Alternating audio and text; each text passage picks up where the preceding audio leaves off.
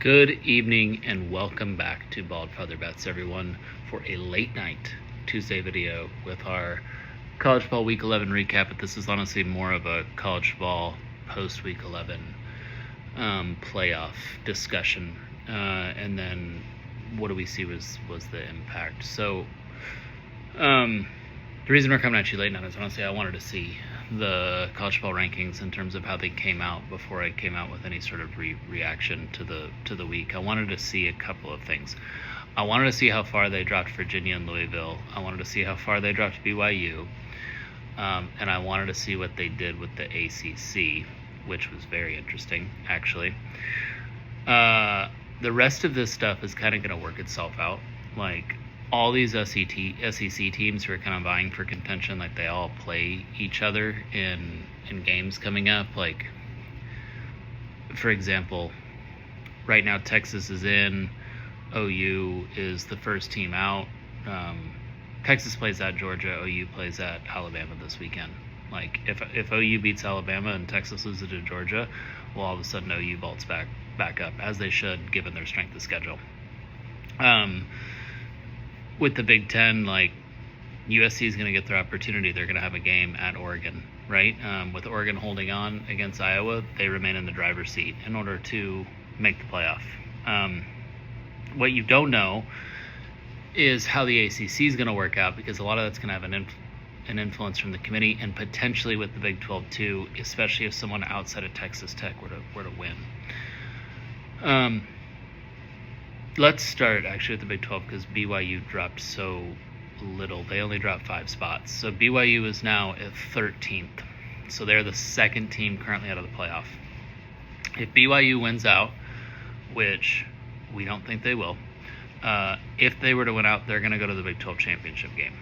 If they go to the Big 12 championship game at 11-1, if they're already in the playoff, if they are in the top 10 teams, which, again, given that a lot of these teams ahead of them are going to play each other, you would think there's a decent chance they will be, depending on how much they downrank them due to strength of schedule. They're probably going to the playoff, which is wild, and we should probably have an amazing fade opportunity on them. But they're probably going to go. They only dropped them 5 spots in the rankings after what, maybe if people didn't watch the game, doesn't appear to be a drubbing by Texas Tech. Texas Tech had a lot of missed opportunities, and that game should have been about 45-7, 45-0, honestly. So that one's an interesting one to see, as well as they really have to lose twice for Utah to get back in this, because they have the head-to-head victory over Utah, and Utah has 2 in-conference losses to Texas Tech and to Arizona State. They have 2 in-conference losses. I think it's to Arizona State. And they need Cincinnati to lose again, who they do have the tiebreaker against because they beat. But Utah needs a lot of help to get in there. And they're probably the only team from like a power ranking standpoint that could compete with Tech in a Big 12 championship game. Now let's look at the ACC. The highest ranked ACC team is Miami. That's very concerning if you're the ACC, because what a lot of people don't realize, if they haven't really studied the ACC rankings, Miami needs quite a bit of help to get into the ACC title game. A team who has slotted to play in the ACC title game with Louisville and Virginia losing is Duke. Duke has 4 losses. If Duke gets into the ACC title game, that line against Georgia Tech is going to be a lot closer than you would think. And I can tell you at Bald Father Bets, we would probably be on Duke, just knowing the way that the line would be juiced and all those sorts of things. If Duke wins the ACC, there's a very good chance that none of their other teams make an at-large spot. And you're looking at a ACC champion that is not ranked in the college football playoff right now, has received 0 votes to be ranked currently in the AP or the coaches poll, and has a potential to be the 6th highest ranked conference champion, and not the 5, which means there's an opportunity that they're left out of the playoff. Reese Davis talked a little bit about it on the show. I think it's kind of being talked about right now as like a let's drum up interest in the rankings, let's drum up interest in the shows, let's create conversation. I don't think people are quite understanding like how realistic that scenario is. As someone who power rates teams, games, all that stuff, it's an extremely realistic scenario. And not one that I think when anyone talked about the college football playoff and how they're going to do this model with 5 conference champions, anyone ever thought was actually a realistic thing that could happen. But it absolutely could at this standpoint.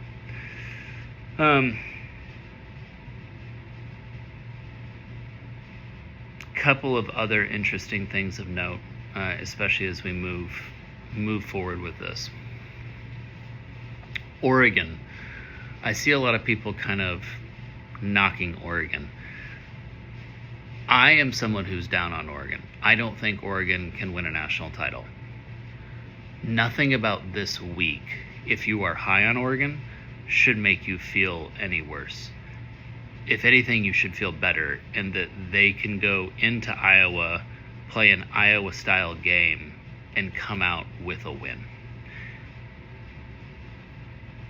I didn't think going into the week Oregon was a national title contender, and I haven't changed my opinion after the week, but the only thing that the Iowa game did was give more confidence to Oregon and quiet people like me down. I see a lot of people dropping Oregon in certain things and saying, oh, clearly they can't do it after that game against Iowa. It's not that Iowa's a good football team. They are a good football team, but it's that Iowa has a very specific style that they want the game to go. The game went that way, and Oregon won. And that's a testament that teams can go out in the deep water with another team, get drugged down to the bottom of the sea, and they're the ones that come up, and the other team doesn't. Iowa has the high-flying offense. They can score in bunches, but they can also win an 18-16 game in the rain, on the road, in the cold, at Kinnick, against an Iowa team who's built to beat you in a game like that. That was a very impressive win by Iowa. Indiana. I have no problem with them being still ranked number 2. Again, that Penn State team is more talented than that Indiana team. They're not a better team. They're not a better team at all. Go look at any sort of college talent composite ranking and tell me if there's a single one where you see where IU is ahead of Penn State. The talent of the roster of Penn State is greater than that of Indiana. Indiana had to play that game on the road. Indiana had a lot of things not go their way, and they came back and made that and got that win. Indiana is not a flawless team. I know there's a lot of people who disagree with me and say Ohio State is. I don't believe there are any flawless teams in college football this year. I don't think there really was last year. I think it'll be a very rare occurrence that you get one moving forward, just with the kind of how the landscape works. I have no problem with Indiana keeping their number 2 ranking. I still think we're on a collision course for Ohio State IU in the Big Ten Championship, and I think no matter what happens in that game, both those teams will receive first-round byes.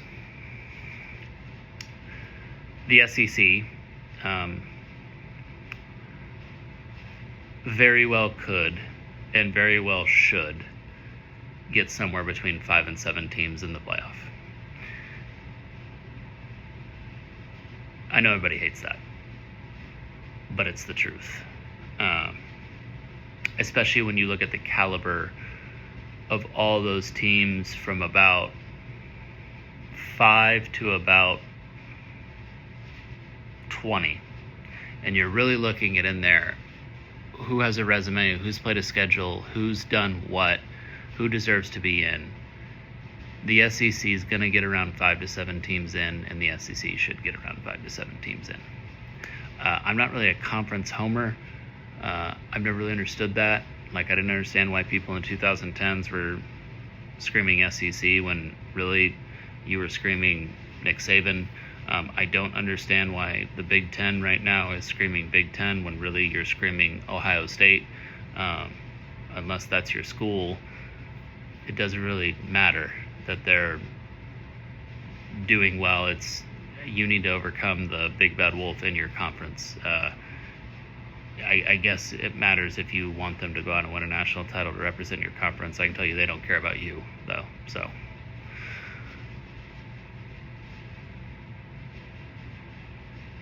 the Big Ten also has a doomsday scenario here where it only gets 2 teams in. After Oregon beat Iowa, it's highly likely that Oregon will at least finish 10-2, and I think a 10-2 Oregon would get in. They're a big enough brand, I don't think they would leave them out. If Notre Dame gets by Pitt this weekend, and they're 11.5-point favorites, I think, don't see how you're leaving a 10-2 Notre Dame out that's on a 10-game win streak.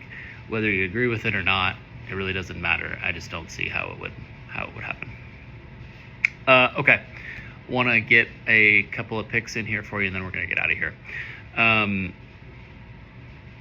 Let's start with NFL Sunday just because I only have one for that. We got a bunch, so we're adding on College Football Saturday. We're taking the Lions plus 3.5 for 5 units against the Eagles. You can take that down to anything plus 3. I think this line's going to continue to come down because people are going to get enamored with Goff and Campbell's ATS record as an underdog. My fear here is this is a little bit like that Chiefs game where they're on the road in prime time, but the Lions are a lot healthier than they were there. And we didn't actually get the scenario where the Eagles lost last night. We lost last night on the Packers. Oh, I forgot to do my recap video. Honestly, there's nothing really recap. It's 10-7. Who gives a shit? Then Saturday, we're adding a bunch. So we're adding Northwestern plus 13 for 5 units against Michigan. Too many points in. I mean, I don't know if Michigan should be laying 13 in a conference game against anyone except maybe like Purdue.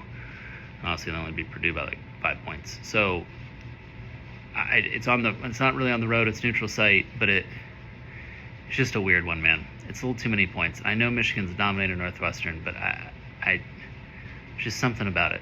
I don't like it. We're going with Northwestern plus 13 for 5 units. We are going with USC minus 6 for 5 units. That's a tough spot for Iowa. I know Iowa's very well coached, so it's not like they're not going to show up or anything. Cross-country travel after playing that game against Oregon, going up against a very high-flying offense in USC, that's a tough spot, man. It's a very tough spot, so we'll see how they handle it. We are laying the 15 and a half with Ole Miss for 3 units. I don't think Florida's going to have all their players play. We're taking a little bit of a risk here that's what ends up happening, and they have a lot of opt-outs. Word out of Gainesville is they are going to have a ton of people sit out the rest of the season and potentially transfer, or sit out the rest of the season and save eligibility depending on how many games they've appeared in so far this season. So again, taking a little bit of a risk here, but we don't think they're going to have all their players. And then lastly, we are taking TCU plus the 5.5 for 5 units against BYU. We continue the fade BYU train at this channel. They are not a good football team. That's it. Thank you guys very much. Appreciate you. Please like, share, comment on the videos. Make sure you're subscribed to the channel so you know when we are uploading. No real major futures things that we would lay out for you right now, but we'll be back at you again tomorrow for our NFL Week 10 recap video. Appreciate you guys and have a great night. Thank you.